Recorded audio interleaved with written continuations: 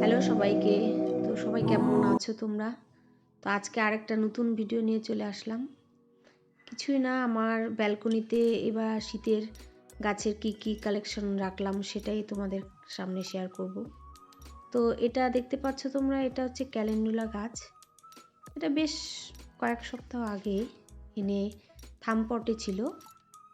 থামপট থেকে আমি এই বালির মধ্যে বসিয়ে রেখেছি। তো এখন দেখা যাচ্ছে এটাতে একটু শিকড় বের হয়েছে। তো এটা এখন রিপোর্টিং করব। আর এই ক্রিসমাস গাছটা তো তোমাদের আগেই দেখিয়েছি, যেটা আমার ব্যালকনিতে রাখা আছে।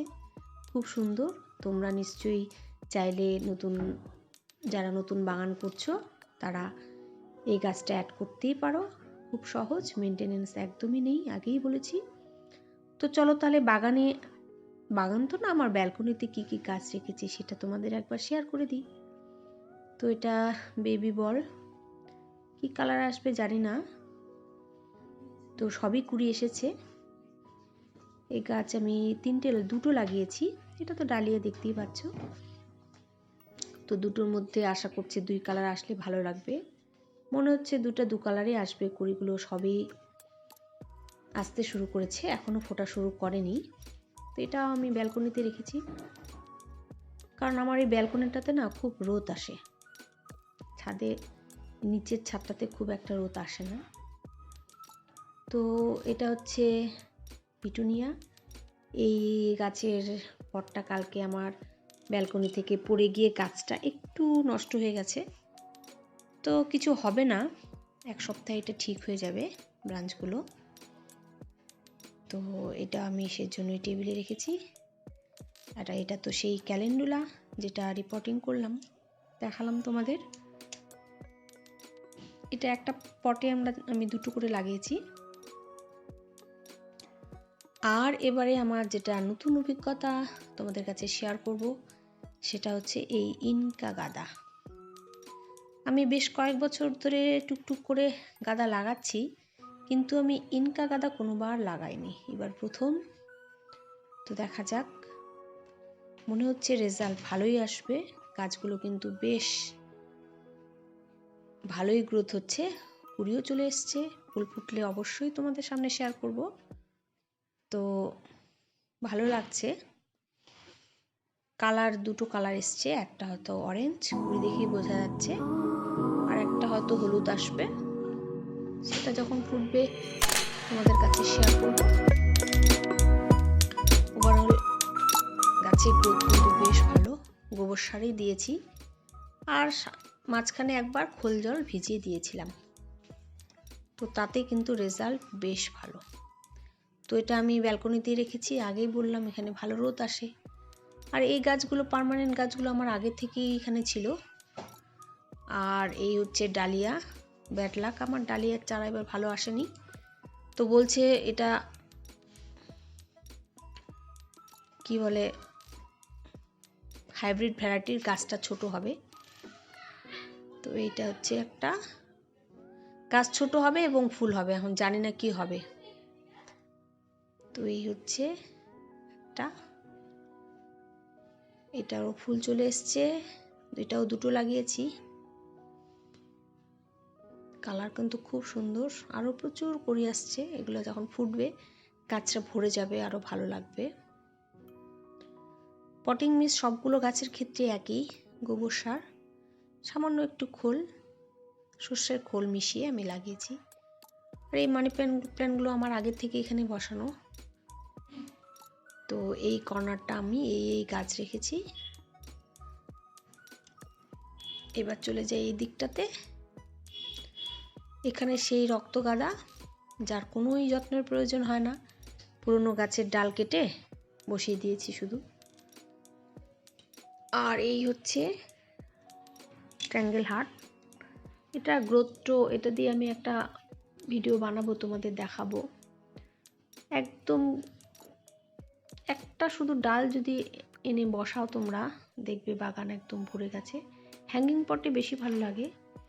এটা মানি প্ল্যান্টটা আমার এখানে অনেক দিন ধরেই আছে, যথেষ্ট বড় হয়ে গেছে, এবং এটা এখানে ঝুলেই থাকে। যেটা বলছিলাম ট্যাঙ্গেল হার্টের কথা, এগুলো হ্যাঙ্গিং বাস্কেটে যদি লাগানো যায় খুব ভালো লাগে। তো এই যে দেখতে পাচ্ছ ডালিয়া, হাইব্রিড ডালিয়া, ছোট্ট গাছ কিন্তু কুড়ি এসে গেছে।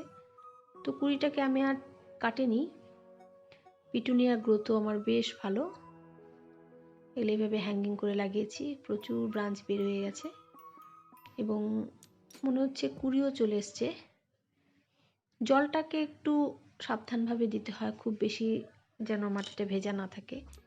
মাটিটা একটু শুকিয়ে গেলেই আমি জল দিই। আর মূলত এখানে গাঁদাগুলো বেশ হয়েছে এখন, রক্ত গাঁদাগুলো ভালো লাগে দেখতে। খুব কম মেনটেনেন্সের মধ্যে গাঁদার কোনো বিকল্পই হয় না আমি মনে করি। ফুলগুলো অনেক দিন থাকে। তো 3টে পটে আমি গাঁদা লাগিয়েছি। এখানেও একটা পিটুনিয়া, কালারগুলো ফুটলে বোঝা যাবে কি কি কালার আসলো। তো চলো এদিকটা দেখাই। এখানে একটা কলিয়াস আছে, পার্মানেন্টলি একটা এখানে থাকে। আর এই আরেকটা গাঁদা, খুব সুন্দর লাগছে।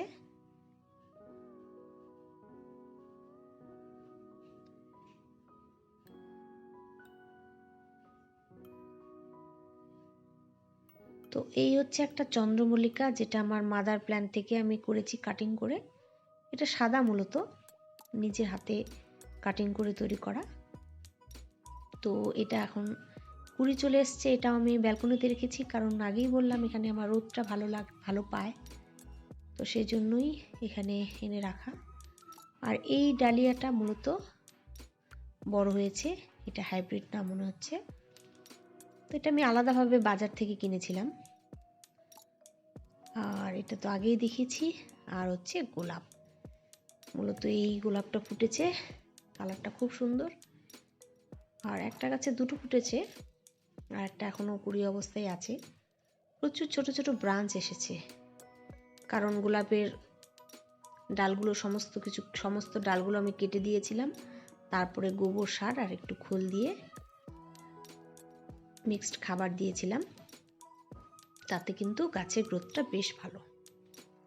আর এটা তো নয়নতারা, বুঝতেই পারছো, সারা বছরের সঙ্গী। এটা আমার ছাদে আমার বেশ কয়েকটা গাছ আছে, ব্যালকনিতে একটা রেখেছি। তো এখনও কিন্তু এটা ফুল দিয়েই যাচ্ছে, এটার কোনো বিরাম নেই। এখানেও একটা আমার গাছ আছে, এটা এখনো ফুল আসেনি। তো এখানে একটা আছে কলিয়াস। এই ভ্যারাইটির পাতাটা বেশ সুন্দর, খুব ভালো লাগে আমার। তো এটা কেটে দিতে হবে, ফুলটা কেটে দিলে গাছটা আরও ঝাঁকড়া হবে। তো এটা আমি এখানেই রেখেছি, কারণ এই কলিয়াসের এই ভ্যারাইটির পাতাটা আমার খুব ভালো লাগে।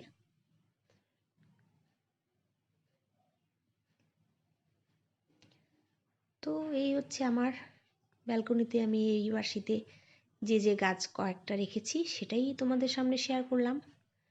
তো এরপর যখন গোলাপের এই পাতাটা মনে হয় আমাকে কেটে দিতে হবে, 7 পাতা, এটা থেকে মনে হয় ফুল আসবে না। তো দেখি, ভালো করে দেখবো। গ্রাফটিংয়ের নিচেই হয়েছে ডালটা, সেই জন্যই কাটতে হবে। এটা যদি উপরে হতো তাহলে আমি কাটতাম না। তো তোমাদের সামনে শেয়ার করলাম, দেখা যাক। আর এই চন্দ্রমল্লিকা যেটা তোমাদের দেখালাম, তার আরও দুটো টব আছে আমার, এটা তো কুড়ি এসছে। তো এগুলো কিন্তু আমি নিজের মাদার প্ল্যান্ট থেকে করেছি, মাদার গাছ থেকে। যার গ্রোথটা দেখতেই পাচ্ছ, কয়েকটা গাছে কুড়ি এসছে আর কয়েকটা এখনও আসেনি, কারণ ব্রাঞ্চগুলো আমি মাথাগুলো, গাছের ডোগাগুলো আর কি কেটে দিয়েছিলাম, যার ফলে প্রচুর শাখা বেরোচ্ছে, গাছটা ঝাঁকড়া হয়েছে। তো সেটা সময় লাগবে, কিন্তু দেরি হলেও আসবে। তো যখন আসবে তখন তো তোমাদের সামনে শেয়ার করবই। আপাতত গাছের গ্রোথ বেশ ভালো। নিয়মিত আমি একবারই খোল জল দিয়েছিলাম, এরপরে যখন কুড়ি আসবে তার আগে একবার দেব। তো এটাই হচ্ছে আমার ব্যালকনি গার্ডেনের ওভারভিউ। যেটা তোমাদের শেয়ার করলাম। তো আজকের মতো এখানেই শেষ করছি।